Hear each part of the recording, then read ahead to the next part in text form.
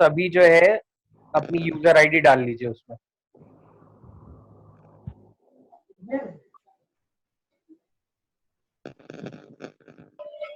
Otherwise हमें आपको leave करना पड़ेगा, जो रजिस्टर्ड हैं। Good morning all of you. Good morning sir. आप सभी को मेरी आवाज आ रही है? यस सर, आ रही है। Yes sir.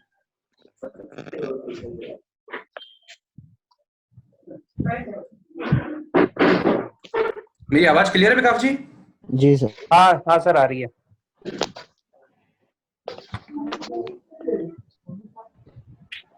मेरी आवाज आ रही है विकास जी? जी सर। यस सर, आ रही है।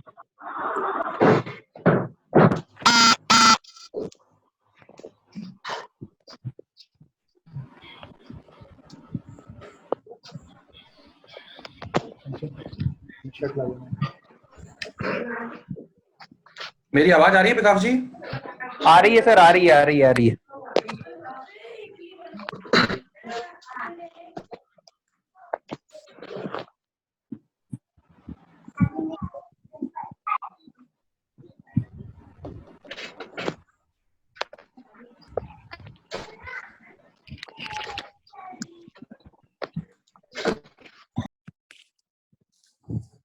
हेलो फ्रेंड्स, मैं आप सभी को वेलकम करता हूं आईसी ग्रुप ऑफ एजुकेशन के इस लाइव क्लासेस के प्रोग्राम में। हम लोग व्यापम के सब इंजीनियर एग्जाम के लिए 3 महीने का हम लोगों ने ये प्रोग्राम स्टार्ट किया है, जिसके अंदर हम व्यापम के पूरे टेक्निकल और नॉन टेक्निकल पोर्शन को लाइव क्लासेस के थ्रू खत्म करेंगे। आपको इन सभी क्लासेस की रिकॉर्डेड लेक्चर आप लोगों को देखने के लिए मिल जाएंगी, प्लस आपको एक डेली प्रैक्टिस सीट मिला करेगी डेली, और आपको एक टेस्ट सीरीज मिलेगी व्यापम के लिए, और एक टेलीग्राम ग्रुप होगा जिसमें आप ऐड रहेंगे। अगर आपको कभी कोई डाउट आता है तो आप लाइव क्लासेस के अंदर तो पूछ ही सकते हैं, प्लस बाद में कभी अगर आपको कोई दिक्कत होती है तो आप उस टेलीग्राम ग्रुप में अपना डाउट लिखकर डाल सकते हैं, उस पर आपको उसका सॉल्यूशन दिया जाएगा।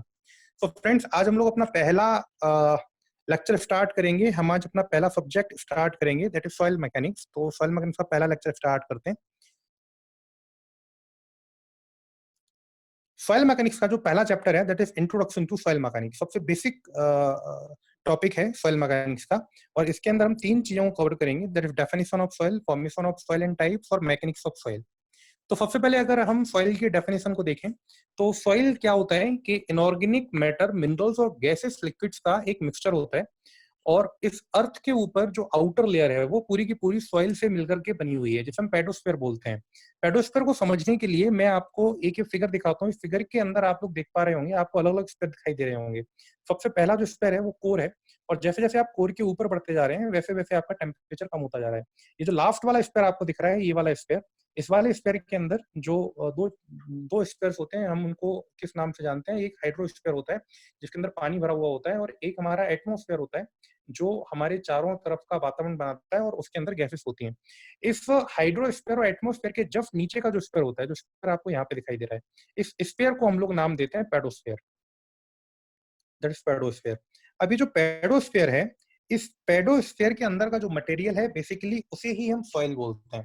अगर हम पेडोस्फीयर के एकदम नीचे जाते हैं तो फिर उसके बाद टेम्परेचर एकदम बढ़ने लगता है और मैग्मा स्टार्ट हो जाता है, और नीचे कोर पर जाकर टेम्परेचर बहुत ज्यादा हो जाता है, हाईएस्ट हो जाता है। जो पेडोस्फीयर है या फिर जो सॉइल है, पेडोस्फीयर जो सॉइल का बना हुआ है, उसके 4 इंपॉर्टेंट फंक्शंस होते हैं। पहला फंक्शन ये प्लांट की ग्रोथ को सपोर्ट करता है, हम सभी जानते होंगे। दूसरा ये water storage, supply of water का प्यूरिफिकेशन करता है, जिसमें एक्यूफॉफ जानते हैं, एक्यूटार्ड जानते हैं, एक्यूक्लूड जानते हैं। ये सभी वाटर स्टोरेज की, वाटर रिटेंशन की बॉडीज हैं सॉइल के अंदर, वो फॉर्मेशंस हैं जिनके अंदर वाटर स्टोर होता है। जैसे हम बोर करते हैं, बोर करने के बाद हम पानी निकालते हैं, तो वो पानी कहीं ना कहीं उस सॉइल के अंदर, उस पेडोस्फीयर के अंदर स्टोर था। उसके बाद हमने उस पानी को नीचे से बाहर निकाला है। जब पानी उन लेयर्स में नीचे उतरता है तो उसका प्यूरिफिकेशन भी होता है। Similarly it is a modifier of earth atmosphere. आप देख पा रहे हैं ये इस फिगर के अंदर हाइड्रोस्फीयर और एटमोस्फेयर के तुरंत बाद यहाँ पर पेडोस्फीयर आ गया, तो ये अर्थ के एटमोस्फेयर को मॉडिफाई भी कर रहा है as a habitat for organism. मैंने आपको पहले बताया कि पूरे प्लांट की ग्रोथ को सपोर्ट करता है, और जितनी भी लाइफ है सॉइल कहीं ना कहीं उसको सपोर्ट करती है। नो सी, अगर हम सॉइल टर्म के ऊपर बात करें तो सॉइल टर्म की बहुत सारी डेफिनेशंस हैं, हर प्रोफेशनल ने इसकी डेफिनेशन अपने अपने तरीके से अलग अलग दी है। अगर हम एक एग्रीकल्चरिस्ट के अकॉर्डिंग बात करें तो एक एग्रीकल्चरिस्ट बोलता है कि सॉइल के ऊपरी जो क्रस्ट है उसका वो पर्टिकुलर पार्ट जो एक प्लांट की लाइफ को सपोर्ट करे, जहां पर प्लांट की रूट्स होती हैं, उसे हम सॉइल बोलते हैं। अगर हम एक जियोलॉजिस्ट की बात करें तो जियोलॉजिस्ट क्या बोलता है कि अर्थ की क्रस्ट में जो डिफरेंट लेयर्स हैं, जो अलग अलग लेयर्स हैं, अर्थ के अंदर जो रॉक आ रही हैं उनमें जो लेयर्स बनी हुई हैं वो हमारी पूरी की पूरी सॉइल है। और अगर हम एक सिविल इंजीनियर के पॉइंट ऑफ व्यू से बात करें तो सिविल इंजीनियर क्या बोलता है कि सॉइल अनएग्रीगेटेड और अनसीमेंटेड डिपॉजिट्स हैं मिनरल्स के या फिर ऑर्गेनिक पार्टिकल्स के। नो सी, एक सिविल इंजीनियर के लिए सॉइल की दो इंपॉर्टेंस होती हैं, एक होती है फाउंडेशन के नीचे और दूसरी होती है हाइड्रोलिक्स में। फाउंडेशन के नीचे जो सॉइल होती है उससे पूरा का पूरा फाउंडेशन का वेट लेना होता है, जितना भी हमारा स्ट्रक्चर का वजन होता है वो फाउंडेशन के थ्रू चैनलाइज होकर सब सॉइल के ऊपर जाता है। सब सॉइल की स्ट्रेंथ ही उस वेट को एडजस्ट करेगी, उस वेट को डिस्ट्रीब्यूट करेगी। तो एक तो सॉइल मैकेनिक्स में यहाँ पर सॉइल इंपॉर्टेंट हो जाती है फाउंडेशन के नीचे, और दूसरा हाइड्रोलिक्स में जो डैम्स होते हैं, जो बड़े बड़े वाटर स्ट्रक्चर्स होते हैं, उनके नीचे से सीपेज होता है पानी का, तो वो भी कहीं ना कहीं फाउंडेशन के थ्रू होता है, वो भी कहीं ना कहीं सॉइल के थ्रू होता है। तो हमें एक जगह वहां भी सॉइल को समझना पड़ता है। तो हमारे लिए सॉइल का मतलब है अनएग्रीगेटेड और अनसीमेंटेड डिपॉजिट, मतलब छोटे छोटे पार्टिकल्स जो आपस में जुड़े हुए नहीं है, उन्हें हम सॉइल मानते हैं। सॉइल मैकेनिक्स में अगर हम सिविल इंजीनियरिंग का व्यू देखते हैं तो सॉइल मैकेनिक्स के अंदर जो सॉइल पार्टिकल माना गया है उसके दो साइज लिए गए, एक 10⁻⁻⁴ सेंटीमीटर छोटा साइज और लार्ज साइज। लार्ज साइज में हम 300 mm से बड़े पार्टिकल तक को लेते हैं। 300 mm से जो बड़े पार्टिकल होते हैं उन्हें हम बोल्डर बोलते हैं, और जो 10⁻⁴ सेंटीमीटर के पार्टिकल होते हैं, छोटे पार्टिकल होते हैं, उन्हें हम क्ले बोलते हैं। 0.002 mm से जितने भी छोटे पार्टिकल जाते हैं उन्हें हम क्ले बोलते हैं। तो एक सॉइल रेंज है मोटी मोटी जो हम सॉइल मैकेनिक्स के अंदर लेके चलते हैं। ना हमें पढ़ना है formation of soil and it's type. Soil का जो फॉर्मेशन है उसका एक साइक्लिक प्रोसेस होता है जिसका नाम होता है पेडोजेनेसिस। पेडोजेनेसिस क्या होता है? सॉइल का जो फॉर्मेशन है वो स्टार्ट होता है एक रॉक से। अगर कोई भी रॉक है या कोई भी चट्टान है तो वो चट्टान सबसे पहले टूटती है छोटे छोटे पार्ट्स में। जैसे कि आपको यहाँ पर स्क्रीन के ऊपर एक पूरा का पूरा एक साइकिल दिखाई दे रहा होगा, तो वो जो पर्टिकुलर रॉक थी उसका सबसे पहले इरोजन हुआ, उस रॉक का सबसे पहले वेदरिंग हुई। उसके पीछे कोई भी एजेंसी हो सकती है, वो मैकेनिकल एजेंसी हो सकती है, मतलब वहां पर कोई रिवर बह रही हो, रिवर के पानी ने उसको हिट किया हो, या बहुत तेज हवा चल रही हो, हवा ने रोड किया हो, या फिर रेनफॉल हो रहा हो, या फिर आइस फॉल हो रहा हो, या फिर ग्रेविटी की वजह से वो रॉक थोड़ा सा टूट जाए, या फिर कोई केमिकल एजेंसी हो सकती है जैसे कि उसके अंदर कार्बोनेशन हो जाए, या फिर उसके अंदर हाइड्रेशन हो जाए, लीचिंग हो जाए, कोई केमिकल प्रोसेस हो जाए, या बायोलॉजिकल एक्टिविटी हो सकती है, कोई बैक्टीरिया ग्रोथ हो जाए उसकी वजह से वो रॉक टूट जाए, या फिर एंथ्रोपोजेनिक एक्टिविटी हो सकती है। एंथ्रोपोजेनिक एक्टिविटी का मतलब होता है मैन मेड एक्टिविटी, हम उस रॉक को लेकर के आ जाए, क्रशर के अंदर क्रश कर दें, वो छोटे छोटे पार्टिकल्स में तोड़ दें। तो ये सब चीजें किसके अंदर आ जाएंगी? इरोजन के अंदर। ये पहली स्टेप होती है सॉइल के फॉर्मेशन की, first step of the soil formation, एक रॉक का छोटे छोटे पार्टिकल्स में टूटना। उसके बाद सेकंड स्टेज होती है ट्रांसपोर्टेशन। वो जो छोटे छोटे पार्टिकल्स में रॉक टूटी है वो पार्टिकल्स किसी एक पर्टिकुलर मीडियम के थ्रू बहकर एक जगह से दूसरी जगह पे पहुंच सकते हैं। अब ट्रांसपोर्टेशन एजेंसियां भी बहुत सारी होती हैं, जैसे कि मैंने आपको थोड़ी देर पहले बताया, रिवर हो सकती है, या फिर एयर हो सकती है, या फिर आइस हो सकती है, या फिर और कुछ हो सकता है, ग्रेविटी हो सकती है, एक रॉक ऊपर से, एक माउंटेन के ऊपर से नीचे बॉटम तक आ जाए, तो उसका ट्रांसपोर्टेशन होता है उन पर्टिकुलर छोटे छोटे पार्टिकल्स का। ट्रांसपोर्टेशन के बाद तीसरे स्टेप में वो पार्टिकल्स आके एक जगह पे डिपॉजिट हो जाते हैं। जैसे कि आपने कोई रिवर देखी होगी, रिवर के बैंक पर बहुत सारा सैंड रहता है, तो वो सैंड क्या है? वो डिपॉजिट है बेसिकली। वो डिपॉजिट कहाँ से आया है? वो जो रिवर एक लंबी दूरी ट्रेवल करके आ रही है, वो अगर एक माउंटेन के एरिया से आई है तो उस माउंटेन के एरिया पे वो बहुत कुछ पार्टिकल्स रोड करके लाई है, माउंटेन को रोड करके लाई है, और वो अपने बैंक्स पर डिपॉजिट कर रही है, तो वो डिपोजिशन हो गया सॉइल का पूरा वहां पर। उसके बाद फोर्थ स्टेज आती है अपीवल। एक थोड़ी सी टिपिकल स्टेज है। अपीवल का मतलब होता है बिग चेंज, ड्रास्टिक चेंज। अब जो डिपॉजिट है, लेट अस सपोज दैट हम रिवर की बात कर रहे हैं, तो उस रिवर के बगल में जो डिपॉजिट है, वो डिपॉजिट अगर किसी पर्टिकुलर रीजन से, लेट अस सपोज दैट, एक एग्जांपल ले लेते हैं, अर्थक्वेक की वजह से वो नीचे चला जाता है और अर्थ की सरफेस के कंसिडरेबल डेप्थ नीचे चला जाता है, तो क्या होगा? वो हाई प्रेशर और हाई टेम्परेचर को सब्जेक्ट होगा। हाई प्रेशर और हाई टेम्परेचर को सब्जेक्ट होने की वजह से उसका फॉर्म चेंज हो जाएगा और फिर से किसमें कन्वर्ट होगा? मैग्मा में। मैग्मा फिर से अर्थ की सरफेस से बाहर आएगा और अर्थ की सरफेस से बाहर आने के बाद वो जो पर्टिकुलर मैग्मा होगा वो रॉक में कन्वर्ट हो जाएगा। वो रॉक फिर से रोड होगी, वो फिर से ट्रांसपोर्टेशन होगा, फिर से डिपोजिशन होगा, फिर से अपीवल होगा। तो ये स्टेप लगातार चलती रहती है, लेकिन इसका स्टार्ट हमेशा कहां से माना जाता है? इरोजन से, क्योंकि सॉइल फॉर्मेशन का सबसे जो पहला चीप पॉइंट है रॉक का, इरोजन ही होता है। नीचे तो डेफिनेशन, जो टिपिकल डेफिनेशन है वो मैंने यहाँ पे लिखी हुई है। अपीवल मैंने आपको समझाया, और एंथ्रोपोजेनिक वो भी मैंने आपको क्लियर किया। तो सॉइल का फॉर्मेशन मेरे ख्याल से आप सभी को एकदम क्लियर हो गया होगा। अगर आपको कोई डाउट है तो आप हाथ खड़ा कर सकते हैं, होस्ट आपको बोलने का मौका देंगे। नाउ सी, अगर हम टाइप्स ऑफ सॉइल के बारे में बात करें तो बेसिकली जो पहला बेसिस होगा हमारा वो होगा on the basis of weathering. मतलब ये जो इरोजन हो रहा है, ये जो सॉइल छोटे छोटे पार्ट्स में टूट रही है, उसके बेसिस पर सॉइल का क्लासिफिकेशन। तो सॉइल का दो तरीके से क्लासिफिकेशन होता है। जो पहला क्लासिफिकेशन है उसे हम बोलते हैं फिजिकल और मैकेनिकल क्लासिफिकेशन, और दूसरा बोलते हैं केमिकली वेदर्ड सॉइल, मतलब केमिकल वेदरिंग की वजह से सॉइल का classification. Now see, physical mechanical मैंने आपको थोड़ी देर पहले बहुत अच्छे से समझाया था। अगर कोई फिजिकल फोर्स इन्वॉल्व होता है, अगर कोई चीज सॉइल को हिट करती है या प्रेशर के साथ तोड़ने की कोशिश करती है, चाहे वो नेचुरल हो चाहे मैनमेड हो, तो सॉइल को बोलते हैं मैकेनिकल सॉइल। अदरवाइज अगर कोई केमिकल एक्टिविटी हुई है, कोई केमिकल रिएक्शन हुई है, उसके से कोई रॉक टूटी है, तो उसे हम बोलते हैं केमिकली वेदर्ड सॉइल। एक बात याद रखिएगा, आपको ट्रिक बताता हूँ। जो भी फिजिकली वेदर्ड सॉइल होंगी, उनके लास्ट में नाम में या तो IAL आएगा, या INE आएगा, या IAN आएगा, या तो EL EN ये दो वर्ड्स हैं जो आपको हमेशा लास्ट में मिलेंगे। तो आप पहचान जाएंगे कि सॉइल का टाइप मैकेनिकली वेदर्ड है या फिर फिजिकली वेदर्ड है। तो मैकेनिकली वेदर्ड सॉइल मैंने आपको थोड़ी देर पहले बताया कि किसी फिजिकल फोर्स के इम्पैक्ट की वजह से वो सॉइल अगर टूटती है तो उसे हम मैकेनिकली वेदर्ड बोलते हैं। बहुत सारी एजेंसीज होती हैं जैसे कि water, wind, ice, gravity, manmade activities, ETC। इस फिगर के अंदर आप लोग देख पा रहे होंगे, एक चट्टान के थ्रू एक पौधा होगा और उस पौधे ने पेड़ बन करके उस चट्टान को दो पार्ट्स में तोड़ दिया। तो यहाँ पर ये एक प्रेशर क्रिएट हुआ और इस फिजिकल फोर्स ने ये काम किया, इसलिए इसको मैकेनिकली वेदर्ड सॉइल बोलेंगे। फर्दर अगर हम मैकेनिकली वेदर्ड सॉइल को या फिजिकली वेदर्ड सॉइल के अलग अलग फॉर्म्स को देखना चाहें तो वो टोटल 6 होते हैं। जो पहला फॉर्म है वो है एलुवियल सॉइल। एलुवियल सॉइल का मतलब होता है कि जब एक रिवर बहती है तो रिवर जितना भी इरोजन करके लाती है रॉक्स का और उसको एक पर्टिकुलर जगह पे लाके डिपॉजिट कर देती है, अपने बैंक्स पे डिपॉजिट कर देती है, तो उसे हम बोलते हैं एलुवियल सॉइल। रिवर की वजह से जो भी सॉइल फॉर्म हुई है दैट इज एलुवियल। आप फिगर के अंदर देख पा रहे होंगे, इस रिवर के अंदर आपको ये काफी सैंड दिख रहा होगा। इस सैंड को हम एलुवियल सॉइल बोलेंगे। अब ऐसा नहीं है कि हर रिवर सैंड ही बनाएगी, मतलब हर एलुवियल सॉइल सैंड ही होगी। अगर हम बेतवा की बात करते हैं तो बेतवा छोटी रिवर है और वो माउंटेनियस एरिया से होकर नहीं निकलती, और आपने उसके आजू बाजू में कभी बैंक्स पर सैंड देखा भी नहीं होगा। अगर आप एक बेतवा के बैंक को देखेंगे तो वहां पर कीचड़ जैसा सब्सटेंस आपको वहां पर दिखाई देगा, क्योंकि वो ऐसे ही एरिया से फ्लो होकर आ रही है। तो वो जो कीचड़ जैसा सब्सटेंस वो लेके आ रही है वो भी हमारा एलुवियल सॉइल के अंदर ही आएगा। तो रिवर कुछ भी डिपॉजिट्स लेकर के आए, वो किसी भी नेचर के हो, उनको हम एलुवियल सॉइल बोलेंगे। अगला जो हमारा पोर्शन होता है उसे हम बोलते हैं लाकस्ट्राइन सॉइल। लाकस्ट्राइन सॉइल क्या होती है? अगर कोई लेक है या फिर कोई पॉन्ड है, एक कोई गड्ढा है पानी का, तो जब लेक का लेवल ऊपर नीचे होता है तो वो जो सॉइल होती है उस पर्टिकुलर लेक के चारों तरफ वो बॉटम पर आकर डिपॉजिट हो जाती है। तो उस बॉटम पर डिपॉजिट होने वाली सॉइल को हम लोग लाकस्ट्राइन सॉइल बोलते हैं। तो आप इस फिगर के अंदर बहुत क्लियरली देख पा रहे होंगे, इस फिगर के अंदर आपको दिखाई दे रहा है कि आप यहाँ पर बॉटम पर जब देखेंगे तो बॉटम पर यहाँ पर कुछ आपको सॉइल फॉर्मेशन दिखाई देगा। इस जगह ये जो सॉइल फॉर्मेशन होता है बॉटम पर, ये जो साइड की सॉइल होती है पूरी, ये गिर के बॉटम पर आती है। ये साइड की सॉइल होती है, गिर के बॉटम पर आती है। जब पानी का लेवल ऊपर नीचे होता है, बहुत ज्यादा नहीं होता लेकिन थोड़ी बहुत सॉइल आती है, बहुत कम पार्टिकल्स आते हैं। तो ये जो सॉइल बॉटम पे जब डिपॉजिट होती है, इस पर्टिकुलर सॉइल को हम लोग बोलते हैं लाकोस्ट्राइन सॉइल। अब लास्ट में देखिएगा, इसमें भी INE आया। मैंने आपको बहुत क्लियरली बोला है, हर एक सॉइल के एंड में या तो IAL आएगा या फिर INE आएगा, अगर वो फिजिकल टाइप की है तो। लाकोस्ट्राइन सॉइल आप समझ भी सकते हैं। लाकोस्ट्राइन को तो आगे क्या लिखा हुआ है, LAC, तो यहाँ मिल जाएगा लेक, है ना। तो लेक के नीचे जो सॉइल फॉर्म हुई दैट इज नोन लाकोस्ट्राइन सॉइल। अगली सॉइल है हमारी मरीन सॉइल।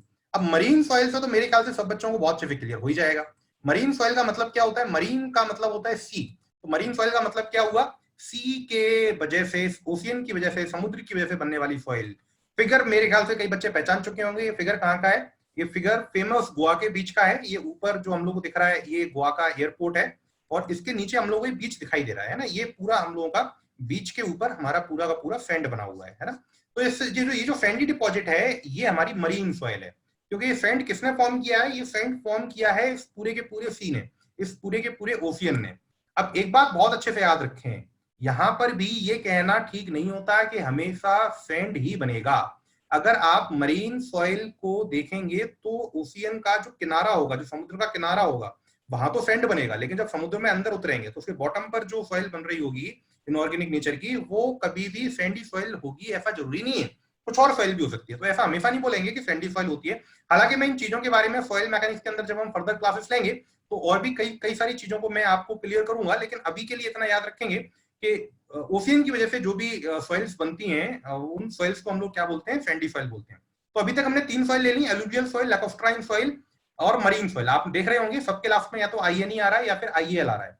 नाउ सी थोड़ा सा आगे चलते हैं और 3 और टाइप्स होते हैं, उन टाइप्स को और हम लोग थोड़ा सा देखते हैं। अगली जो टाइप होती है सॉइल की वो होती है AEOLIAN, एओलाइन।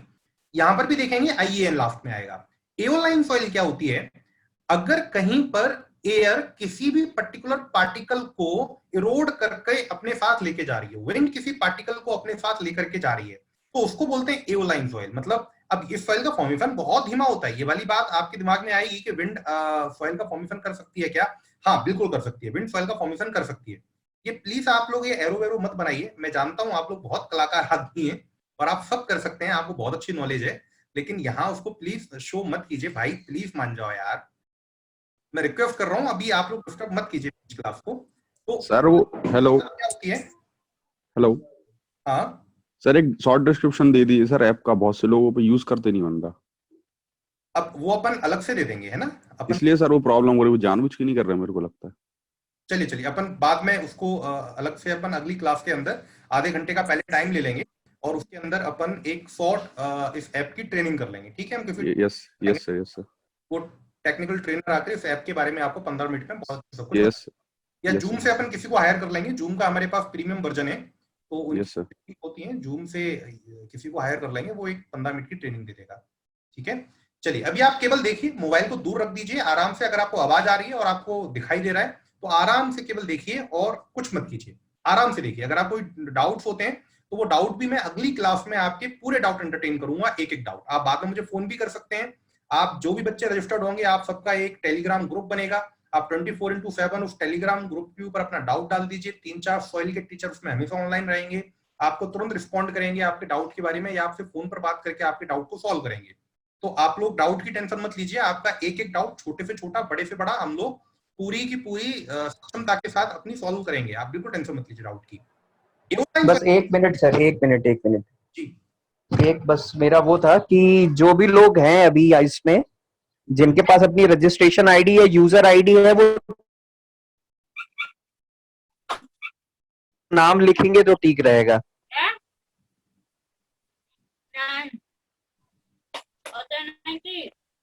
पार्टिसिपेंट्स में जाके आप अपने जगह पे जहां पे अपना नाम आप चेंज कर सकते हो, वहां पे जाके अपना नाम जरूर चेंज कर ले तो ठीक रहेगा।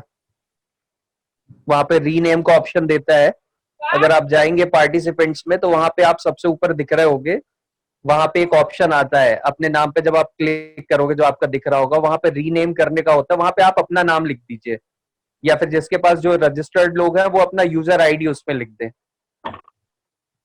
ठीक है? हो गया विकास जी, चालू करूं? जी। तो एओलाइन फाइल होता है, दो इसके स्पेलिंग्स होती हैं, एक EOLIAN होती है, एक AEOLIAN होती है। तो जब एयर बहुत तेज चलती है और एयर किसी रॉक को जब इरोड करती है, उसके छोटे छोटे पार्टिकल्स को तोड़ती है, तो उसको हम लोग बोलते हैं एओलाइन फाइल, है ना? सर हाँ बेटा बताइए। ओके, अब ये जो सॉइल होती है मेरे ख्याल से आप सभी ने कहीं ना कहीं देखी होगी, जहां भी कहीं डेजर्ट होता है, जहां भी कहीं रेगिस्तान होता है, जैसे हमारे यहाँ राजस्थान का बहुत बड़ा एरिया पूरा का पूरा रेगिस्तान है, तो ये जो मैक्सिमम सॉइल है ये हमारी एओलाइन सॉइल है। यहाँ पर बहुत तेज हवाएं चलती हैं। अगर कोई राजस्थान वाले पार्ट से होगा, बाड़मेर टाइप या जैसलमेर साइड के एरिया से होगा, तो उसको पता होगा बहुत तेज हवा चलती है और वो हवा रॉक को धीरे धीरे डिसइंटीग्रेट करती है। ये डिसइंटीग्रेशन ऐसा नहीं होता कि पूरी रॉक 1 घंटे में टूट गई, it takes thousands of year, it takes hundreds of year में धीरे धीरे धीरे धीरे वो एयर उस रॉक को धीरे धीरे डिसइंटीग्रेट करती है और डिपॉजिट्स को आगे ले जा करके एक जगह डिपॉजिट कर देती है, तो उसको हम लोग बोलते हैं एओलाइन। यहाँ पर हमेशा याद रखिएगा कि जो 60 से 90% सॉइल होती है वो हमारी सिल्ट टू सैंड होती है, मतलब बड़ा थोड़ा पार्टिकल होगा, सैंड टाइप का बड़ा पार्टिकल होता है 60 से 90% तक, क्योंकि बहुत स्लो धीरे धीरे धीरे धीरे धीरे धीरे वेदरिंग चल रही है, इसलिए जो पार्टिकल होता है उसका साइज 60 से 90% सैंड रहता है। तो एओलाइन सॉइल, इसके लास्ट में भी IAN आया।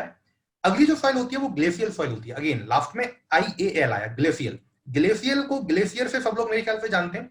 ग्लेशियर से आपको पता है, ग्लेशियर बोलते हैं जहां पर बर्फ वगैरह होती है, जहां पर आइस होती है।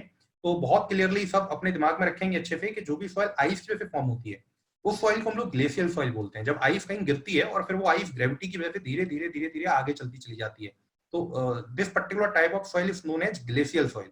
इंडिया में ग्लेशियल सॉइल केवल हिमालय के रीजन में पाई जाती है, जो ऊपर हमारा पूरा हिमालय है उस हिमालय के अंदर ग्लेशियल सॉइल होती है, और कहीं भी इंडिया में ग्लेशियल सॉइल नहीं होती। यूके में सबसे ज्यादा ग्लेशियल सॉइल होती है, अराउंड 60% उनके यहाँ की सॉइल ग्लेशियल सॉइल है, क्योंकि उनके यहाँ स्नोफॉल बहुत ज्यादा होता है। और ग्लोबली अगर हम देखें पूरी दुनिया के अंदर, तो पूरी दुनिया में जितनी भी सॉइल्स हैं उसका 10% अबाउट ग्लेशियल सॉइल के अंदर आता है। तो ग्लेशियल सॉइल मेरे ख्याल से सब लोग जानते होंगे, हिली रीजन में जहां बर्फ गिरती है वहां पर ग्लेशियल सॉइल। अगली जो हमारी सॉइल होती है सर, हाँ सर एक सवाल था इसमें एओलियन सॉइल पे। सर ये सिल्ट साइज्ड पार्टिकल वाला एक बार फिर से क्लियर कर दीजिए। देखो, सिल्ट और सैंड साइज का जो पार्टिकल होता है, ये असल में बेसिकली हम इसकी रेंज को बोल रहे हैं, है ना। इसकी रेंज को जी दिखा रहे हैं कि यहाँ पर जो पार्टिकल साइज होगा वो 1 mm, 2 mm या फिर 0.5, 0.4, 0.01 इसके आसपास होता है ना। तो जो सिल्ट और सैंड की जो साइज रेंज होती है वो सिल्ट और सैंड की साइज रेंज के अंदर आता है। मतलब कोई भी पार्टिकल इसका 4.75 mm से बड़ा नहीं हो सकता, तो 0.002 mm से छोटा नहीं हो सकता। इस साइज रेंज को अपन नोट कर लें। मैं तो आपको क्लासिफिकेशन ऑफ सॉइल में बहुत अच्छे से समझाऊंगा। Yes sir. 5 और 0.002 mm है ना, ये अपर 2 माइक्रोन के लिए और ये लोअर रेंज है क्ले के लिए। तो इन दोनों पार्टिकल्स के बीच में 60 to 90% पार्टिकल्स मिलेंगे आपको, ठीक है ना। इसका केवल ओके सर, ठीक है, ओके। नाउ सी आगे कोलोबियल सॉइल, यहाँ भी लास्ट में आपने देखा होगा IAL आया। आपको एक बात और याद रखनी है, कोलोबियल के जो नाम होते हैं वो एक नाम होता है कोलोबियम, और एक नाम और होता है जो यहाँ पर लिखा नहीं है, उसका नाम होता है तालुस, तालुस सॉइल, है ना। नीचे लिखा हुआ है, ये नीचे लिखा हुआ है तालुस सॉइल, है ना। तो केवल एक ये नाम है, इसका ये सिनोनिम है, इसके अंदर IAL नहीं आता, तो आपको इसको अलग से याद रखना होगा। तालुस इसका एक नाम होता है, talus soil. Now what is talus soil? आपने सभी ने हमारे केदारनाथ के अंदर एक बहुत बड़ी त्रासदी हुई थी, मेरे ख्याल से सभी लोगों को वो चीज याद होगी। आप थोड़े छोटे रहे होंगे, लेकिन 5-6 साल पहले वो हुआ था। तब आपने देखा होगा कि पूरे के पूरे जो हमारे हिल थे, जो माउंटेन्स थे, वो धीरे धीरे नीचे आए थे। उनमें बड़े बड़े पत्थर धीरे धीरे नीचे गिर रहे थे, बहुत बड़े लैंडस्लाइड हुए थे। तो जब लैंडस्लाइड होता है या फिर किसी पहाड़ का कोई पोर्शन नीचे गिरता है, तो वो किसकी वजह से गिर रहा होगा? डेफिनेटली ग्रेविटी की वजह से। तो ग्रेविटी की वजह से अगर लैंडस्लाइड हो रहा है और उस लैंडस्लाइड की वजह से जो नीचे सॉइल फॉर्मेशन हो रहा है, this particular soil formation is known as colluvial और तालुस। यहाँ पर इंपॉर्टेंट क्या होता है? यहाँ पर इंपॉर्टेंट होता है ग्रेविटी। ग्रेविटी की वजह से जो भी पर्टिकुलर पार्टिकल, जैसे एक बहुत बड़ा स्टोन है माउंटेन पर रखा हुआ है, नीचे आ रहा है, जब नीचे आएगा तो धीरे धीरे क्या होगा? टूटेगा, एरोड होगा नीचे आते समय। तो उसको हम लोग क्या बोलेंगे?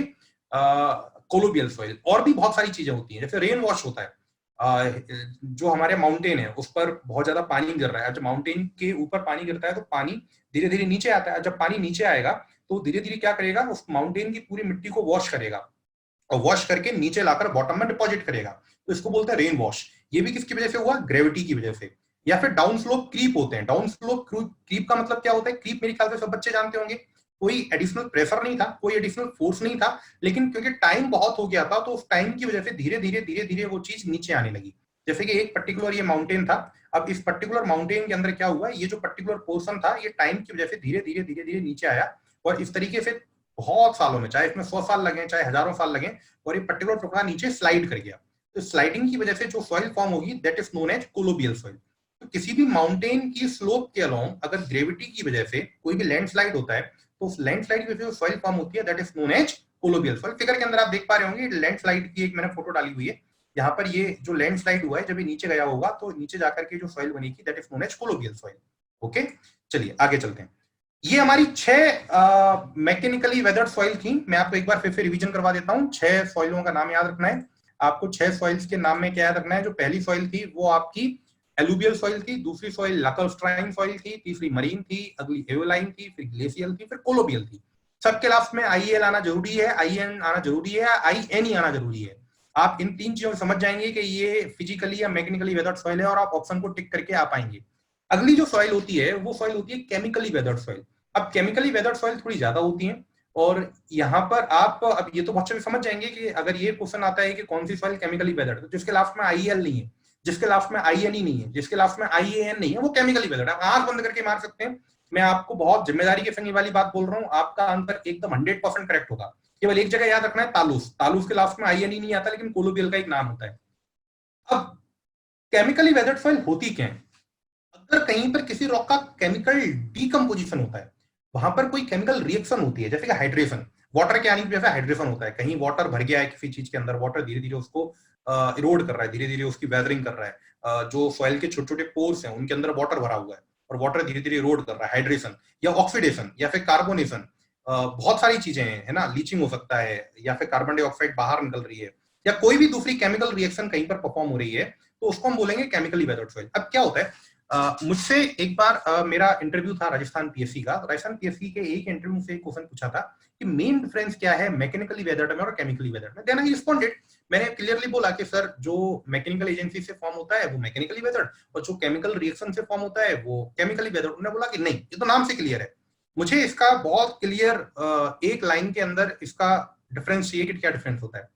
तो इसका डिफरेंस क्या होता है, बहुत क्लियरली इसको हमेशा याद रखिएगा, अगर कहीं पर फिजिकल फोर्स इन्वॉल्व हो रहा है, फिजिकल फोर्स इन्वॉल्व हो रहा है मतलब किसी चीज को कुछ प्रेशर लगाना पड़ रहा है या कोई फोर्स लगाना पड़ रहा है, जैसे हवा चल रही है प्रेशर मार रही है, नदी बह रही है प्रेशर मार रही है, अगर कहीं पर आइस आगे बढ़ रही है, आइस मतलब स्नोफॉल हो रहा है, नीचे प्रेशर पड़ रहा है सॉइल के ऊपर, रेन हो रही है प्रेशर पड़ रहा है, क्रैशर चल रहा है प्रेशर पड़ रहा है, तो कहीं पर प्रेशर आ रहा है, कहीं पर फोर्स इन्वॉल्व हो रहा है, तो उसको बोलते हैं mechanically weather, physically weather. Chemical decomposition मतलब कोई फोर्स नहीं है, कुछ भी नहीं है, कोई प्रेशर नहीं है, चट्टान रखी हुई है और अपने आप डिसइंटीग्रेट होती जा रही है, किसी चीज को कुछ नहीं करना, अंदर से अपने आप उसमें केमिकल रिएक्शन चल रही है और बिना किसी इन्वॉल्वमेंट ऑफ फोर्स के अपने आप वो क्या कर रही है, डिसइंटीग्रेट होती जा रही है, छोटे छोटे पार्ट्स में टूटती जा रही है। तो इसको हम लोग बोलते हैं basically chemically weathered soil. Now see chemically weathered soil कितने टाइप की होती हैं, उनके अलग अलग नाम क्या होते हैं, इस चीज को हम लोग थोड़ा सा देख सकते हैं। यहाँ पर आपको एक फोटो दिख रहा होगा, इस फोटो के अंदर आपको यहाँ पे क्लियरली दिख रहा होगा, ये जो आपको यहाँ पर होल्स दिख रहे हैं या फिर यहाँ पर जो आपको डिसइंटीग्रेशन के पोर्शन दिख रहे हैं, इसमें से रॉक टूट टूट के नीचे गिर गई है और नीचे गिरने के बाद वो किसमें कन्वर्ट हुई है, सॉइल में कन्वर्ट हुई है। तो इसको हम लोग केमिकल वेदरिंग बोल रहे हैं क्योंकि यहाँ पर कोई फिजिकल फोर्स या फिर कोई मैकेनिकल एजेंसी यहाँ पर इन्वॉल्व नहीं हुई।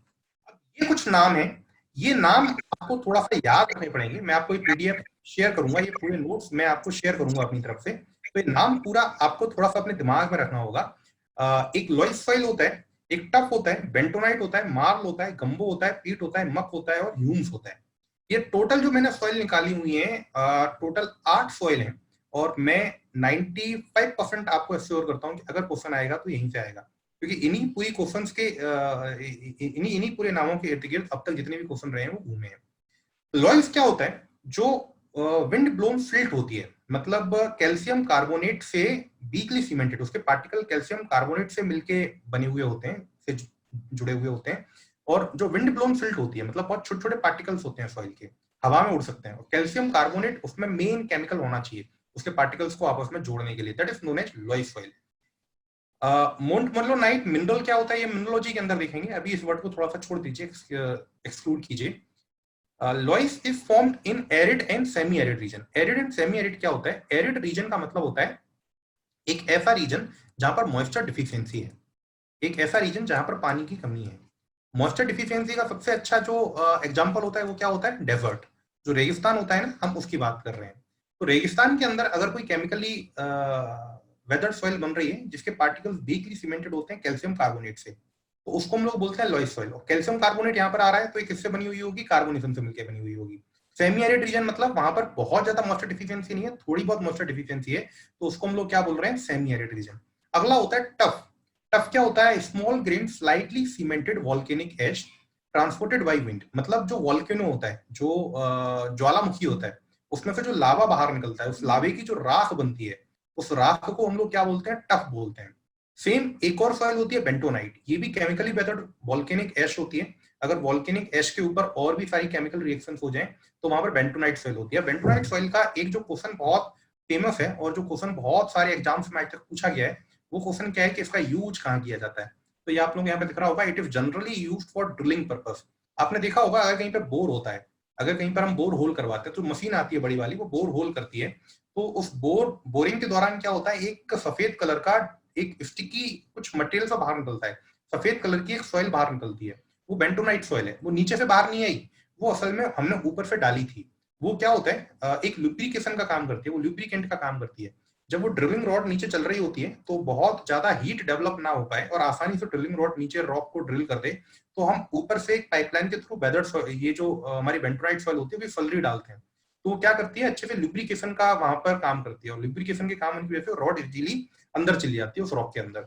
एक और सॉइल होती है माल सॉइल, मरीन ओरिजिन की होती है। मरीन ओरिजिन मतलब जो हमारा ओशियन ओरिजिन है, वहां पर अगर कोई कैल्शियम कार्बोनेटेड सॉइल मिल रही है तो उसको माल सॉइल बोलते हैं। गंबो सॉइल होती है sticky plastic dark coloured clay, मतलब जनरली जैसे आप ब्लैक कॉटन के नाम से जानते हैं, ब्लॉक कॉटन को हम लोग केमिकली वेदर्ड अगर वो हुई है तो उसको हम लोग गंबो सॉइल के नाम से जानते हैं। Peat, a highly organic soil consisting almost entirely of vegetative matter in varying stages. मतलब ये चीज क्या है, पीट क्या होता है, अगर कोई पेड़ कहीं पर मर गया या फिर कोई particular let us suppose that कोई एनिमल कहीं पर मर गया, अब धीरे धीरे क्या होगा, वो एनिमल या वो प्लांट डीकंपोज होगा, तो एनिमल या प्लांट के डीकंपोजिशन की वजह से जो सॉइल का फॉर्मेशन होगा उस सॉइल को हम लोग पीट सॉइल बोलते हैं। अगला सॉइल होता है muck soil, a mixture of fine particles inorganic soil and black decomposed organic matter is usually found accumulated in conditions of imperfect drainage as in swamps or is deposited by overflowing rivers। क्या होता है, पीट में और मक में थोड़ा सा डिफरेंस होता है। डिफरेंस क्या होता है, पीट ऑर्गेनिक की सॉइल होती है और जो मक होती है वो इनऑर्गेनिक सॉइल भी अपने अंदर रखती है ना। तो अगर फाइन पार्टिकल्स इनऑर्गेनिक सॉइल और डीकंपोज्ड ऑर्गेनिक मैटर, इनका एक मिक्सचर हमें मिल रहा है, और वो मिक्सचर हमें कैसे मिल रहा है, जो हमारा सीवेज होता है, जो नाले होते हैं या फिर जो रिवर्स होती हैं, तो जो ओवरफ्लोइंग रिवर्स हैं उनकी वजह से जितने भी छोटे पार्टिकल्स या फिर इनऑर्गेनिक पार्टिकल्स या फिर डीकंपोज्ड ऑर्गेनिक मैटर, इनका मिक्सचर बाहर निकल के आ रहा है, उसको हम लोग बोलते हैं मक सॉइल। और लास्ट होती है ह्यूम सॉइल। इसका मतलब क्या होता है, ह्यूम सॉइल भी एक ऑर्गेनिक नेचर की ही सॉइल है, ऑर्गेनिक वेजिटेटिव मैटर से ही बनती है, लेकिन उसके अंदर पार्शियल ऑर्गेनिक वेजिटेटिव मैटर होता है। और अर्थ का जो टॉप सॉइल है वो होती है, मतलब हमारा जो अर्थ है उसका जो टॉप पर जो उसका क्रस्ट का आउटर सरफेस है, जो उसका आउटर लेयर है, वहां पर जितनी भी डीकंपोज्ड वेजिटेटिव मैटर के साथ सॉइल बन रही है उसको हम लोग ह्यूम सॉइल बोलते हैं। तो ये 7 टाइप के नाम हैं। ये 7 टाइप के नाम आपको केवल इतना याद रखना है कि ये केमिकली वेदर्ड हैं। इनके ऊपर कुछ ऐसा डिटेल्ड या कंसेप्चुअल क्वेश्चन कभी भी आपको नहीं मिलेगा, केवल नाम से रिलेटेड एक छोटा सा क्वेश्चन आपको मिलेगा। कुछ क्वेश्चंस, 1-2 क्वेश्चंस यहाँ से पूछे गए हैं, तो आप केवल इन 7 नामों को थोड़ा सा याद रखें कि केमिकली वेदर्ड नेचर की सॉइल्स होती हैं। फर्दर अगर हम लोग थोड़ा सा आगे बढ़ते हैं तो ओहो छोटू आ गया। एक बात याद रखिएगा, जब भी कभी छोटू आएगा ना तो वहां पर कुछ ना कुछ एक बड़ी इंपॉर्टेंट बात होने वाली होगी, और वो एक ऐसी बात होगी जिसे आपको याद रखना है, और वो चीज आपके एग्जाम के अंदर बहुत हेल्प करेगी। तो छोटू क्या बोल रहा है यहाँ पर, छोटू यहाँ पर बोल रहा है कि जितनी भी फिजिकल वेदर्ड सॉइल होंगी वो अपनी पेरेंटल रॉक की तरह सेम प्रॉपर्टीज रखेंगी, फिजिकली वेदर्ड सॉइल होंगी वो प्रॉपर्टीज को डिफरेंट कर देंगी। बहुत अच्छे चीज को याद रखिएगा। अब ऐसा होता क्यों, कोई फिजिकली वेदर्ड सॉइल है, लेट अस सपोज दैट कहीं पर कोई रिवर फ्लो कर रही है और रिवर ने एक रॉक को छोटे छोटे पार्टिकल्स में डिसइंटीग्रेट किया और कहीं पे ले जाके डिपॉजिट कर दिया। अब जो प्रॉपर्टीज, जो मिनरलॉजी उस बड़ी रॉक के अंदर थी, उसके छोटे छोटे पार्टिकल्स में भी वही प्रॉपर्टी रहेगी, क्योंकि वो उसी का तो छोटा सा पार्ट है। उसकी मिनरलॉजी, उसकी प्रॉपर्टी बदल थोड़ी जाएगी, उसका केमिकल कंपोजिशन बदल थोड़ी जाएगा, वही रहेगा, केवल आपने तोड़ तोड़ के छोटे छोटे पार्ट्स में डिवाइड कर दिया और थोड़ी कुछ किया है। लेकिन केमिकली वेदर्ड सॉइल में ऐसा नहीं होगा, क्योंकि केमिकली वेदर्ड सॉइल में तो क्या हुआ, एक केमिकल रिएक्शन हुई और उस केमिकल रिएक्शन की वजह से कुछ नए केमिकल्स का वहां पर बर्थ हुआ, कुछ नए केमिकल्स वहां पे फॉर्म हुए। इसीलिए वो जो सॉइल बनी वो अपनी पेरेंट रॉक मतलब जिस रॉक से बनी है उस रॉक की तरह सेम प्रॉपर्टी रखे, ऐसा बिल्कुल भी जरूरी नहीं है। बहुत इंपॉर्टेंट बात है, बहुत ज्यादा एग्जाम्स में पूछी जाती है। फिजिकली वेदर्ड सॉइल अपनी पेरेंटल रॉक की तरह, जिस रॉक से बनी है उस रॉक की तरह सेम प्रॉपर्टी रखेंगी, लेकिन केमिकली वेदर्ड सॉइल एकदम डिफरेंट प्रॉपर्टी रखेंगी, क्योंकि नए केमिकल्स बन चुके हैं केमिकल रिएक्शंस के थ्रू। आगे चलते हैं।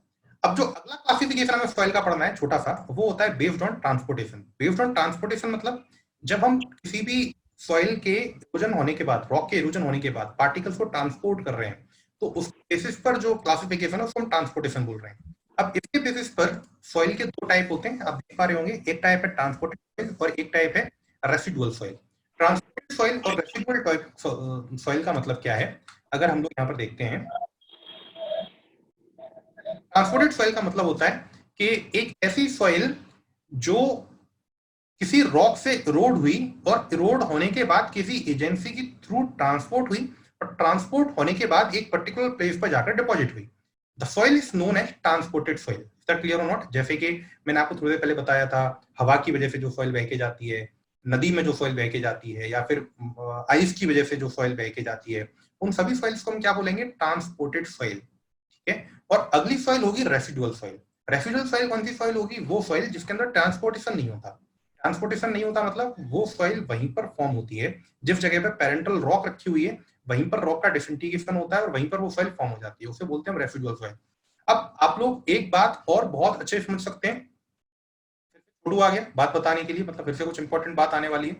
इंपॉर्टेंट बात क्या है? जो मोस्टली फिजिकली वेदर्ड सॉइल है वो ट्रांसपोर्टेड सॉइल है, और जो मोस्टली केमिकल सॉइल है वो रेसिडुअल सॉइल है। ऐसा क्यों होता है?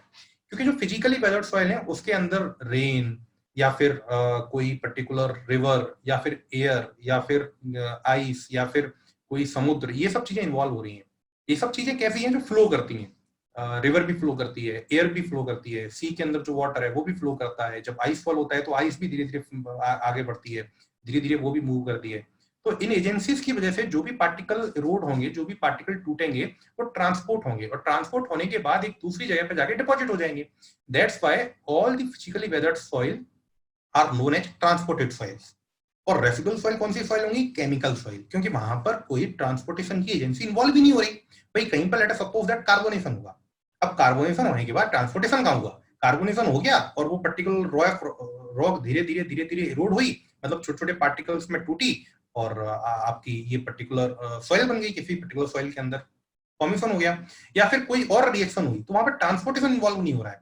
इसलिए जो मैक्सिमम केमिकली वेदर्ड सॉइल होंगी वो हमारी रेसिडुअल टाइप की सॉइल होंगी। अब ये चीज बहुत ज्यादा प्रैक्टिकली ऐसा नहीं है कि 100% है, इसलिए मैंने यहाँ पर जो वर्ड्स यूज किए हैं वो किए हैं मोस्ट ऑफ दी, है ना। मैंने यहाँ पर 100% नहीं लिखा। कई बार क्या होता है कि सपोज दैट कि कहीं पर कोई ऑक्सीडेशन हुआ इसी रॉक का, ऑक्सीडेशन होने के बाद वहां पर सॉइल बनी, तो केमिकली वेदर्ड सॉइल होगी क्योंकि केमिकल रिएक्शन हुई है। अब वहीं पर एक रिवर फ्लो कर रही थी और वो रिवर उन पार्टिकल्स को बहा के ले गई, तो वो केमिकली वेदर्ड सॉइल थी लेकिन ट्रांसपोर्टेड सॉइल बन गई। तो लेकिन ये रेयर होता है, ऐसा मतलब एक कोइंसिडेंस होना चाहिए तभी ऐसी चीज होगी। हमेशा ये चीज नहीं होगी। Most of the physically weathered soil क्या होंगी? ट्रांसपोर्टेड टाइप, और most of the chemical soil क्या होंगी? Residual type. ना आगे चलते हैं। जो थर्ड सबसे छोटा क्लासिफिकेशन, एक और छोटा क्लासिफिकेशन होता है, वो होता है based on particle size. Based on particle size, जैसे अभी एक स्टूडेंट मुझसे पूछ रहा था कि सर सैंड का और क्ले सिल्ट का जो है वो मुझे समझ में नहीं आया। तो पार्टिकल के हिसाब से हमने सॉइल को अलग अलग नाम दे रखा है, पार्टिकल साइज के हिसाब से हमने सॉइल को अलग अलग नाम दे रखा है। आप यहाँ पर देख पा रहे होंगे बहुत अच्छे से। सॉइल को हम लोग 10⁻⁴ से स्टार्ट करते हैं सॉइल मैकेनिक्स के अंदर। 10⁻⁴ से हम लोग स्टार्ट करते हैं, 10⁻⁴ से लेकर के हम 300 mm से ऊपर तक सॉइल मानते हैं। मैंने आपको जब स्टार्ट किया था सॉइल मैकेनिक्स तो मैंने आपको क्लियरली बताया भी था। 300 mm से बड़े पार्टिकल जो होते हैं उनको हम बोलते हैं बोल्डर। 300 mm से 80 mm के बीच में जो पार्टिकल होते हैं उनको बोलते हैं कोबल। उसके बाद 80 mm से 4.75 mm के बीच में जो पार्टिकल्स होते हैं उनको बोलते हैं ग्रेवल। ग्रेवल की दो कैटेगरीज हैं, कोर्स ग्रेवल और फाइन ग्रेवल। आप यहाँ पे देख पा रहे होंगे 80 से 20 के बीच में कोर्स, 20 से 4.75 mm के बीच में particle size fine gravel, 4.75 mm से छोटे पार्टिकल, और 0.4 उसके बाद नीचे यहाँ पर आप देखेंगे सैंड में एक कोर्स, एक मीडियम और फाइन, 0.425 mm तक के पार्टिकल्स, है ना। 0.425 mm से 0.075 mm तक के पार्टिकल, ये दो मैं आपको यहाँ पर रेंज बता रहा हूँ। इन दोनों रेंज के बीच के पार्टिकल इन्हें बोलते हैं हम सैंड। अगर 4.75 mm से 2 mm के बीच में तो कोर्स, अगर 2 mm से 0.425 mm के बीच में तो मीडियम, और 0.425 mm से 0.075 mm के बीच में तो फाइन, है ना। ये मेरी सैंड की रेंज हुई। कहां से कहां तक? 4.75 mm से 0.075 mm तक। उसके बाद नीचे 0.075 mm से 0.002 mm तक के पार्टिकल को बोलेंगे सिल्ट, और उसके बाद अगर 0.002 mm से छोटे पार्टिकल हैं तो उसको हम बोल देंगे क्ले, है ना। तो सिल्ट का साइज क्या हुआ? 0.02 से 0.075, क्ले का साइज 0.002 mm से कम, बोल्डर का साइज आपको क्लियर है, कोबल का साइज आपको क्लियर है, ग्रेवल का साइज क्या होगा? पूरे पार्टिकल 80 mm से और 4.75 mm तक के जितने भी पार्टिकल्स होंगे उनको हम लोग बोलेंगे ग्रेवल। तो ये पूरी की पूरी साइज रेंज है जो हमें थोड़ी सी याद रखनी होती है। इस पूरी साइज रेंज को हम क्लासिफिकेशन का एक और तरीका मानते हैं। यहाँ पर मैंने आपको केवल एक एलिमेंट्री नॉलेज दी है। हमारा एक चैप्टर होगा सॉइल मैकेनिक्स के अंदर, 4th चैप्टर, जिसका नाम होगा सॉइल क्लासिफिकेशन। तो सॉइल क्लासिफिकेशन के अंदर एक सिस्टम होता है जिसे हम लोग नाम देते हैं कैसाग्रांडे सिस्टम। कैसाग्रांडे सिस्टम के अंदर हम लोग इसी तरह से सॉइल को क्लासिफाई करेंगे। हम इन चीजों को और डिटेल में पढ़ेंगे। फील्ड के अंदर भी 3 अलग अलग साइज आ जाएंगे। इस पूरी की पूरी टेबल को हम लोग और इनलार्ज करेंगे और बड़ा करेंगे। ठीक है। तो फोर्थ चैप्टर के अंदर हम इन चीजों को और अच्छे से क्लियर करेंगे। अभी मैंने आपको केवल एक एलिमेंट्री इसकी नॉलेज दी हुई है। मेरे ख्याल से सभी लोगों को ये चीज क्लियर होगी, किसी को इसके अंदर कुछ खास दिक्कत नहीं होगी। अब लास्ट में आते हैं मैकेनिक्स ऑफ सॉइल सॉलिड्स, है ना, मतलब जो सॉइल की मैकेनिक्स है। अभी तक हमने सॉइल के बारे में एक इंट्रोडक्शन पढ़ा हुआ है, जो सॉइल के सॉलिड्स होते हैं उनकी जो मैकेनिक्स होती है वो क्या होती है, उसे थोड़ा सा समझना होगा। मैकेनिक्स ऑफ जो सॉइल सॉलिड्स होती है, सॉइल मैकेनिक्स होती है, उसे सबसे पहले जिन्होंने दिया था उनका नाम था कार्ल वॉन टरझागी, जिन्हें हम फादर ऑफ सॉइल मैकेनिक्स बोलते हैं, है ना। इन्होंने पूरी की पूरी सॉइल मैकेनिक्स को फॉर्मली सबसे पहले स्टार्ट किया। कार्ल टरझागी ने सॉइल मैकेनिक्स के बारे में क्या कहा था कि soil mechanics is the application of law of mechanics and hydraulics. दो वर्ड आ रहे हैं, ध्यान से देखिएगा, है ना, एक वर्ड आ रहा है मैकेनिक्स और एक वर्ड आ रहा है हाइड्रोलिक्स। ये दो टर्म्स क्यों आए? मैकेनिक्स क्या होता है? अगर आप लोग मैकेनिक्स कहीं भी पढ़ेंगे या फिर आपने फोम के अंदर मैकेनिक्स पढ़ी होगी, बी के अंदर थोड़ी मैकेनिक्स पढ़ी होगी, तो फोर्स से रिलेटेड पूरी की पूरी एनालिसिस वहां पर होते हैं। फोर्स और जो रिएक्शंस जो वहां पर डेवलप होती हैं, है ना, मतलब जो स्ट्रेस वहां पर डेवलप होती है, उसको हम लोग बोलते हैं मैकेनिक्स। उसके बाद एक होता है हाइड्रोलिक्स। हाइड्रोलिक्स क्या होता है? अगर कहीं पर कोई भी चीज वाटर से रिलेटेड होती है ना, तो उसको हम लोग बोलते हैं हाइड्रोलिक्स। ये दो चीजें आपने पढ़ी होंगी, हाइड्रोलिक्स आपने एफएम के अंदर देखा होगा और मैकेनिक्स आपने फोम के अंदर देखा होगा। सॉइल के अंदर इन्होंने दो टर्म्स जोड़े, एक जोड़ा मैकेनिक्स और एक जोड़ा हाइड्रोलिक्स। मैकेनिक्स और हाइड्रोलिक्स दो अलग अलग टर्म्स जोड़ने का मतलब क्या था, दो अलग अलग टर्म्स जोड़ने का रीजन क्या था? एक सिविल इंजीनियर को सॉइल मैकेनिक्स में इन्हीं दो चीजों से मतलब होगा, या तो वो सॉइल का एनालिसिस करेगा किसी फाउंडेशन के नीचे, अगर फाउंडेशन के नीचे एनालिसिस कर रहा होगा तो उसको क्या देखनी पड़ेगी? मैकेनिक्स देखनी पड़ेगी, मतलब फोर्स के लगने के बाद सॉइल के पार्टिकल्स क्या रिएक्शन देते हैं, ये अगर देखना है तो मैकेनिक्स देखनी पड़ेगी। या फिर वो सॉइल को कब देखेगा? जैसे कि डैम है, डैम के नीचे सीपेज चल रहा है, या फिर कोई वाटर स्ट्रक्चर है, उस वाटर स्ट्रक्चर के नीचे सीपेज चल रहा है, इज दैट क्लियर और नॉट? तो वहां पर उसको क्या देखनी पड़ेगी? हाइड्रोलिक्स। वो पूरा किससे रिलेटेड हो जाएगा? जॉब हाइड्रोलिक्स, वाटर से रिलेटेड हो जाएगा। दैट्स व्हाई इन्होंने ये दो टर्म्स यहाँ पर रखे सॉइल मैकेनिक्स के अंदर। तो इन्होंने क्या बोला कि soil mechanics is the application of laws of mechanics and hydraulics to engineering problems dealing with the sediments and other unconsolidated accumulations of solid particles produced by the mechanical and chemical disintegration of rocks, regardless of whether or not they contain an admixture of soil of organic constituents। मतलब organic भी nature में हो सकती हैं, inorganic भी nature में हो सकती हैं, डिसइंटीग्रेट हुई होंगी, मैकेनिकली भी बनी होंगी, केमिकली भी बनी होंगी, लेकिन अगर कोई भी ऐसा जो डिपॉजिट है सॉइल का, उसमें अगर मैकेनिक्स और हाइड्रोलिक्स से रिलेटेड किसी प्रॉब्लम को हम डील कर रहे हैं तो वो कहां पर गिनी जाएगी? सॉइल मैकेनिक्स के अंदर गिनी जाएगी। और हमें इन्हीं चीजों को देखना है। हम कंसोलिडेशन के अंदर जाएंगे तो वहां पर हम देखेंगे सॉइल की मैकेनिक्स कैसे होती है, हम परमिबिलिटी के अंदर जाएंगे तो वहां पर देखेंगे सॉइल की हाइड्रोलिक्स कैसे होती है, वाटर कैसे पास करता है। हमें पूरे के पूरे अपने इस सब्जेक्ट के अंदर इन्हीं दो टर्म्स पर बहुत अच्छे से फोकस रहना है। तो सॉइल मैकेनिक्स मेरे ख्याल से आप सभी को समझ में आता है। कार्ल टरझागी का नाम याद रखिएगा, ऑब्जेक्टिव क्वेश्चन पूछा गया है एक बार कि फादर ऑफ सॉइल मैकेनिक्स किसे कहा जाता है, तो कार्ल टरझागी का नाम है, इसलिए मैंने उनकी बहुत अच्छी सी फोटो भी निकाल के आपको दिखा दी है, सो दैट आपको फोटो उनकी याद रहे। ठीक, अब कुछ प्रॉब्लम्स देख लेते हैं जो हमने आज पढ़ा है, इसके ऊपर जो प्रीवियस ईयर्स में कुछ प्रॉब्लम्स आई हैं। मेरे ख्याल से आप सभी बच्चे उन प्रॉब्लम्स का बहुत अच्छे से आंसर दे पाएंगे। अभी आपको आंसर नहीं देना है, मैं आपको एक बार दिखाता जाऊंगा, आप अपने मन में उसका आंसर निकाल लें। अगर आपको आंसर नहीं पता है तो आप, मैं समझाऊंगा तो उसको समझ लें, कोई डाउट होता है तो आप मुझसे बाद में पूछ सकते हैं।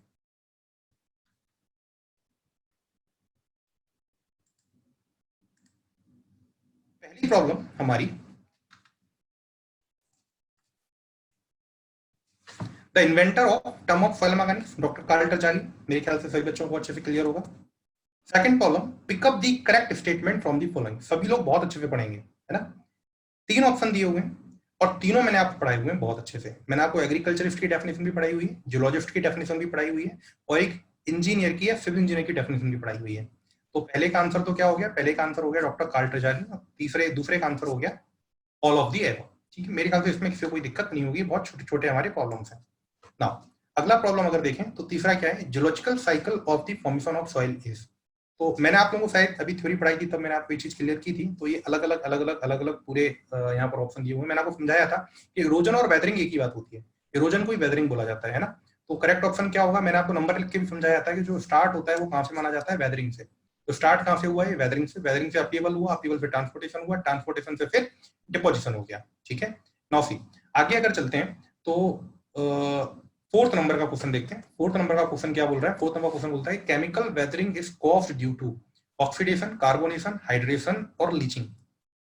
अब मेरे ख्याल से ये सब बच्चे आप लोग इन चीजों को जानते होंगे। ऑक्सीडेशन का मतलब क्या होता है? अगर ऑक्सीजन आयन का कहीं पर एक्सचेंज होता है तो उसको ऑक्सीडेशन बोलते हैं। हाइड्रेशन क्या होता है? अगर वाटर की वजह से कोई केमिकल रिएक्शन होती है तो हाँ, D option is correct, my mistake, D option is correct, है ना, क्योंकि वेदरिंग के बाद ट्रांसपोर्टेशन आता है, उसके बाद डिपोजिशन आता है, उसके बाद टेबल आता है। D option is correct exactly. Fourth में अगर हम देखें तो ऑक्सीडेशन आप लोग शायद जानते होंगे, ऑक्सीजन आयन का अगर एक्सचेंज होता है। हाइड्रेशन आप जानते होंगे, वाटर की वजह से कोई केमिकल रिएक्शन होती है। कार्बोनेशन आप जानते होंगे, अगर CO3 आयन की वजह से कोई रिएक्शन होती है तो उसको कार्बोनेशन बोलते हैं। लीचिंग क्या होता है मैं आप लोगों को समझाता हूं, क्योंकि सॉइल मैकेनिक्स के अंदर ये चीज बहुत ज्यादा आपसे पूछी जाएगी। लीचिंग होता है wash out of siliceous material. Siliceous material क्या होता है?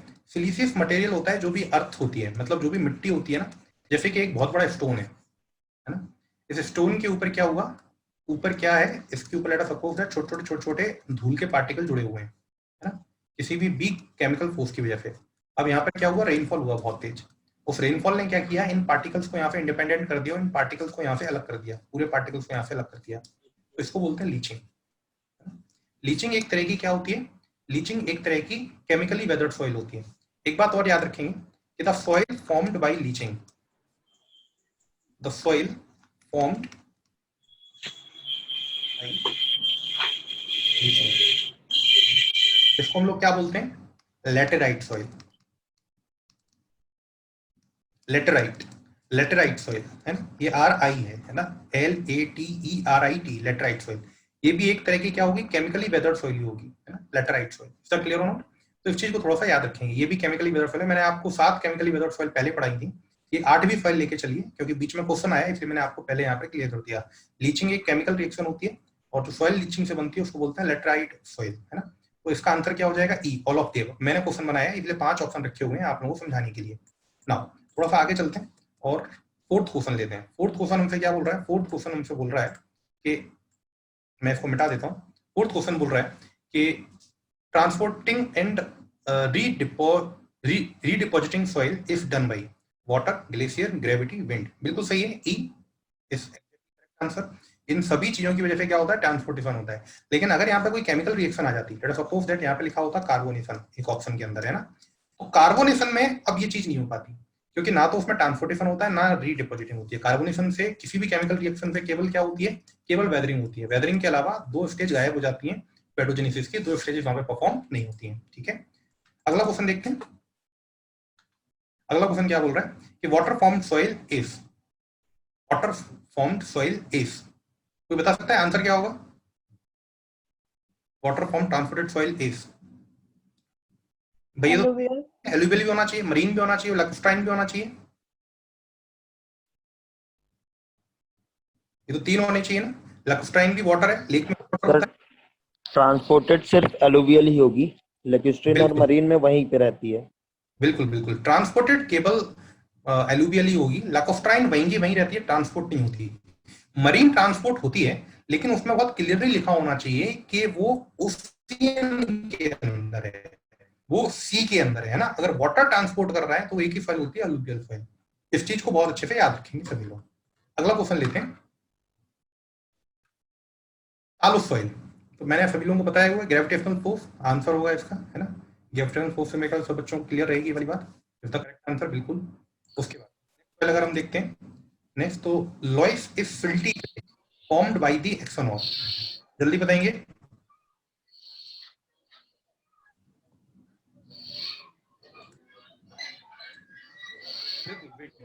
मैंने, आप लोगों ने पढ़ा होगा, मैंने लॉइस बताया था कि विंड ब्लोन सिल्ट होती है, बहुत छोटी सी सॉइल होती है। नहीं, लॉइस वाटर नहीं होता, ग्लेशियर ग्रेविटेशनल फोर्स नहीं होता। देखो अब एक बात बताता हूँ, एक ट्रिक बताता हूँ सॉल्व करने की, जो ट्रिक मैंने बताई है, सब बच्चे ध्यान से सुनेंगे इस चीज को, है ना। पूरे के पूरे वेदर्ड सॉइल में आपने देखा होगा ग्लेशियर कहीं नहीं आया, आपने देखा होगा ग्रेविटेशनल फोर्स नहीं आया। ये केवल कहां पर आते हैं? फिजिकली वेदर्ड सॉइल में, मैकेनिकली वेदर्ड सॉइल में। और लॉइस केमिकली वेदर्ड है। अब लॉइस के अंदर वाटर आ नहीं सकता। वाटर क्यों नहीं आ सकता? वाटर इसलिए नहीं आ सकता क्योंकि लॉइस के अंदर क्या होता है? कार्बोनेशन होता है। मैंने कैल्शियम कार्बोनेटेड वाली सॉइल बताई थी ना, वाटर की वजह से होती है, तो वहां पे क्या होता है, हाइड्रेशन। वाटर हमें हाइड्रेशन क्रिएट करता है, केवल एक ऑप्शन बचता है विंड। और मैंने आपको डेफिनेशन में बताया भी हुआ था कि विंड ब्लोन सिल्ट होती है, वहां से आप कॉन्सेप्ट से समझ सकते हैं।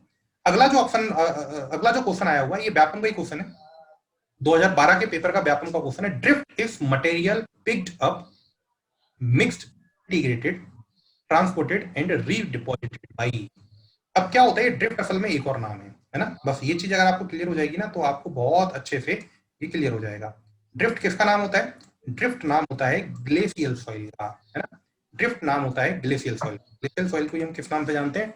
ड्रिफ्ट के नाम से भी जानते हैं। ग्लेशियल सॉइल का नाम होता है drift. It is formed by glaciers. Last जो क्वेश्चन है वो है हमारा, from the following: the void space between the soil grains filled partially with air and भाई अपना माइक बंद कर दो जो भी है। सर मेरे को होस्ट बना दीजिए वापस से, आप हो गए जी।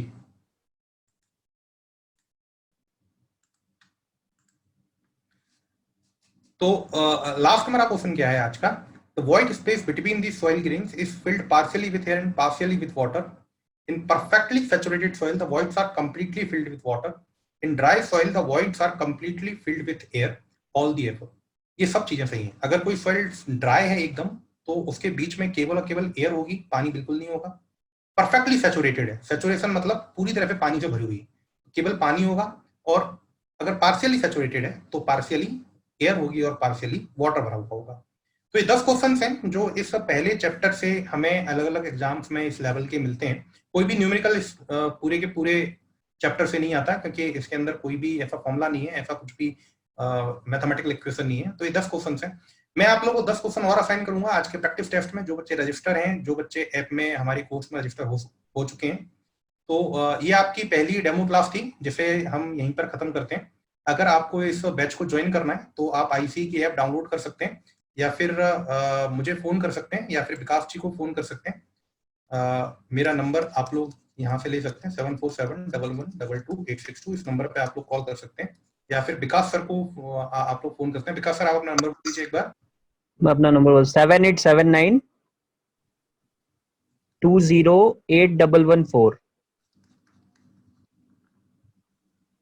तो ये 2 नंबर्स हैं, आप इन 2 नंबर्स पर कॉल कर सकते हैं अगर आप लोग रजिस्ट्रेशन प्रोसेस के बारे में जानना है। तो बाद बाकी हम लोग सेम टाइम पर कल मिलेंगे और इन चैप्टर्स को हम लोग आगे कंटिन्यू करेंगे। Thank you so much. किसी का कोई डाउट है तो वो रुक सकता है, नहीं तो आप लोग मीटिंग को लीव कर सकते हैं। सर रिकॉर्डेड लेक्चर कहाँ पे मिलेंगे? बिल्कुल, रिकॉर्डेड लेक्चर आपको आईसी के ऐप के अंदर मिलेंगे, आपके बैच के अंदर। आप जो भी बच्चे रजिस्टर्ड हो जाएंगे, उन बच्चों को रिकॉर्डेड लेक्चर उनकी ऐप के, उनका जो बैच होगा उस बैच के अंदर ऐड कर दिए जाएंगे। Sir third question sir, leaching वाला सर। मैं उस थर्ड क्वेश्चन को लेके आता हूँ।